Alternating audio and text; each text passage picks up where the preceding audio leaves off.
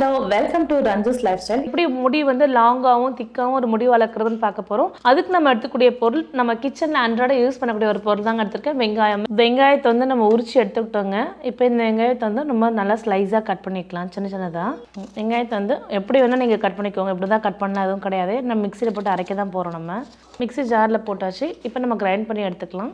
வெங்காயம் அரைக்கும் போது தண்ணி விட்டு அரைங்க, அப்போ தான் நமக்கு வந்து ஜூஸ் கிடைக்கும். ஸோ இந்த வெங்காயம் ஜூஸ் வந்து நம்மளோட ஸ்கேல்பில் எப்படி அப்ளை பண்ணுறது நான் காமிக்கிறேன். என்னோடய ஸ்கேல்பில் இப்படி அப்ளை பண்ணிவிட்டு circular motion, anti circular motion இப்படி மசாஜ் பண்ணுங்கள்.